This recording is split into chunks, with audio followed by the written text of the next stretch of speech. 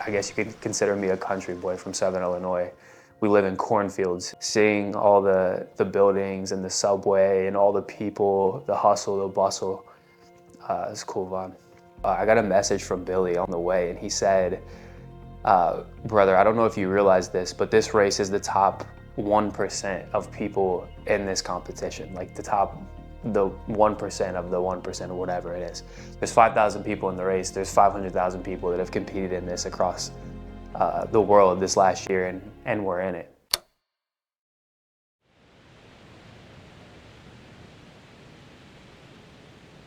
$2:30 p.m.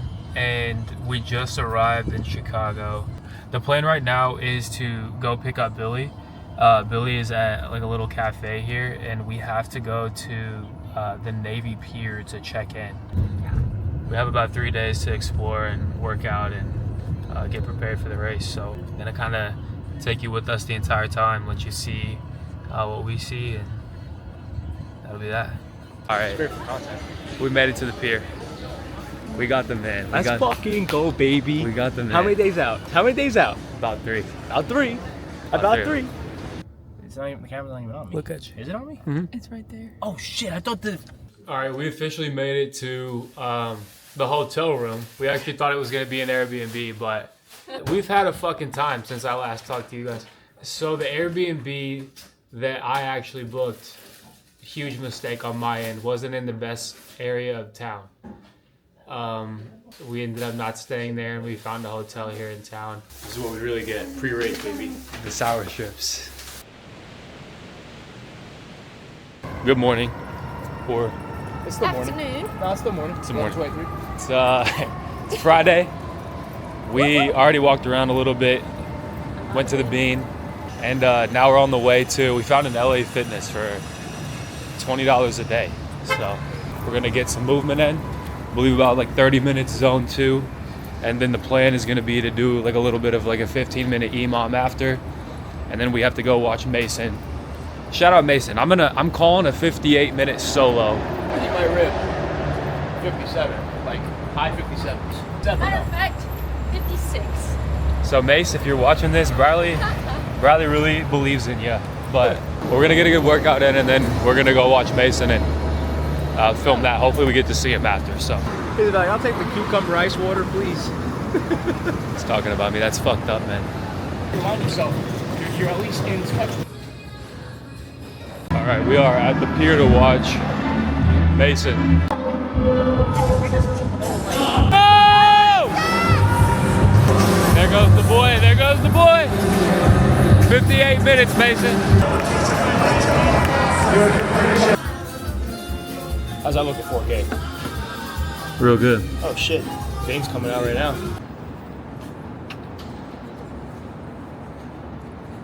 All right, we are officially 1 day out from race day, and we're feeling pretty good aside from not sleeping too well. No sleep for me either, but I gotta say, I feel like $1,000,000. Knock on wood.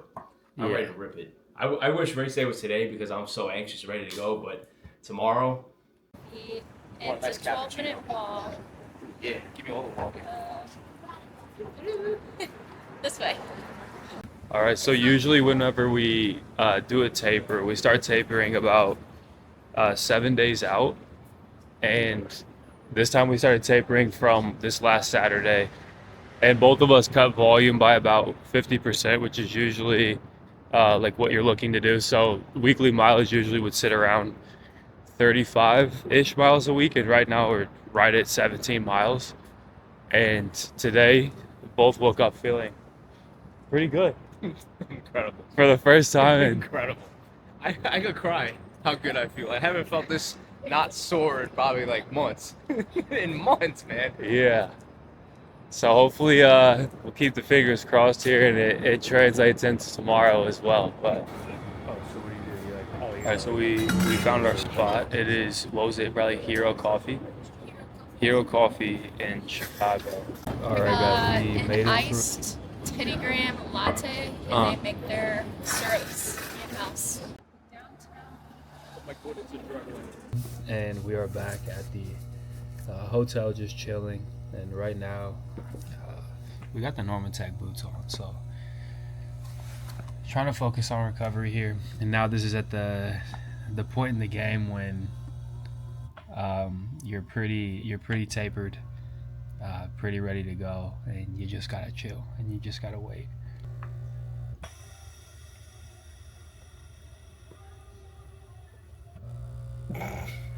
Wild. Guess what? That's gonna be us tomorrow. You better watch fucking out right now. No, it's definitely not. I think it makes the sport kind of fun. It makes it more competitive, and I wish that more people did approach it that way. I think that Hunter kind of just has that dog like villain mentality that he brings to the sport, and I think that that's just him. Now it is 9:30 p.m. and we're tired. We compete tomorrow. Tomorrow's the day. 1220 World Championship in our first year of competing in Hyrox together. So tomorrow we let it rip. See you guys then.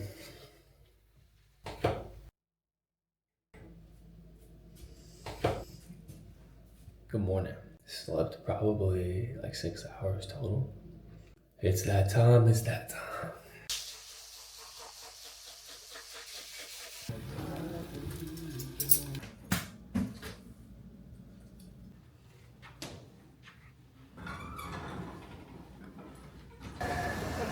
Look at this city.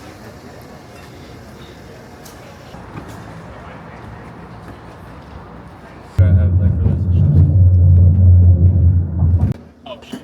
Yeah, so Jake gives break.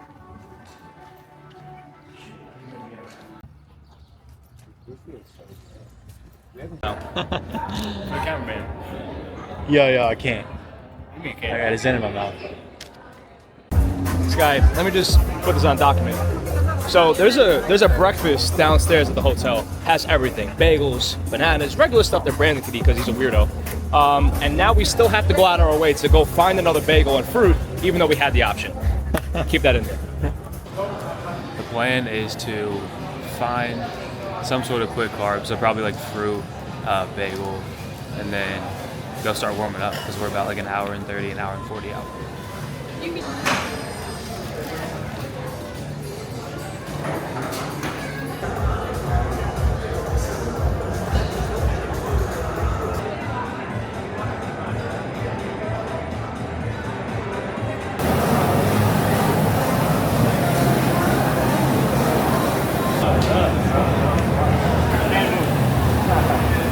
go buy some? This is going down in the history books.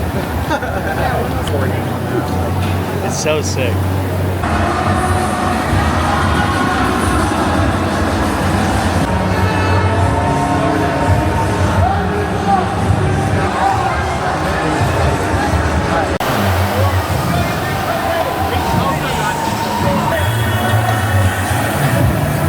Yeah, son.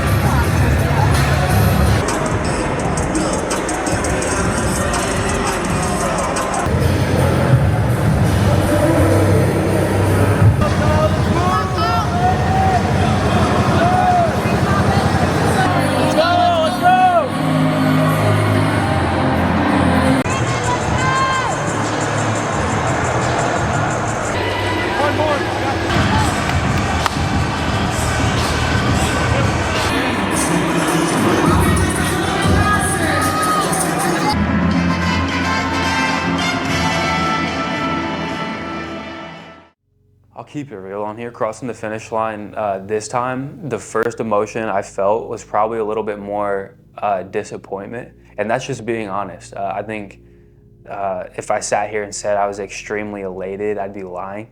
But when you cross the finish line and you see a 101, and our last two races had been a 58, there was part of me that felt like we had failed or we hadn't lived up to what like we should have done.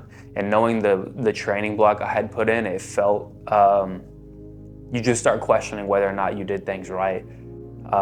And that was the first emotion I had felt when we crossed the finish line. But after that, when you're walking through the crowd and we start talking to a lot of the people in the space, and you see all the smiles on people's faces and finishing the race, you start to kind of realize, not that the time doesn't matter, because it does. Like, as an athlete, you always want to do better and you always want to improve. But seeing our people, so first seeing Briley, I would say when I finished, that hit a little bit different for me. And I think it was because I was looking at not a girl, but a woman, and someone that I've spent the last 4 years of my life with. And when you're in that state after a race, and like the emotions are flooding, you see someone who's like been by your side through every race. They've been at every single race. They've been with you through every single hard time. And they're there smiling, even though you got a 101. You got 3 minutes slower than you did last time, and she's smiling. My childhood best friend, Carlos, is there. He came all the way, rode a bus. My brother drove all the way from Bowling Green, Kentucky, 6.5 hours to the race after working a full shift at the store. He left at 2 a.m. that night and pulled up and videoed me the entire race and is smiling. And I think when you see that many people that you care about smiling when you know they're tired, but you know that they all took time away from their lives, people they care about, they spent time, money, and they're there to watch you, and they're smiling even though the result isn't what you wanted, that's what makes it worth it. If you're watching, and I could hope that you would take one thing away from watching the Worlds experience, is I think a lot of times in life you're one decision away or one commitment away from completely changing your life. And I feel like more often than not, you know what it is that you need to commit to. It's a gut feeling. And there are maybe other things are holding you back. Maybe that's what people say or think. Maybe that's financially, maybe that's professionally. But I hope by watching this, and even though we didn't get the time that we were looking for, you see us on the world stage, I hope that it could inspire someone to take that commitment and be willing to commit for a longer period of time. It may take a year, it may take a year and a half.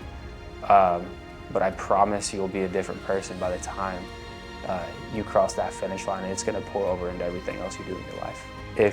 If you're wanting to stick around and wait to see the next journey, we're gonna document every single video, every single moment, every single workout from here until Sweden next year. So we'll see you in Sweden 2026.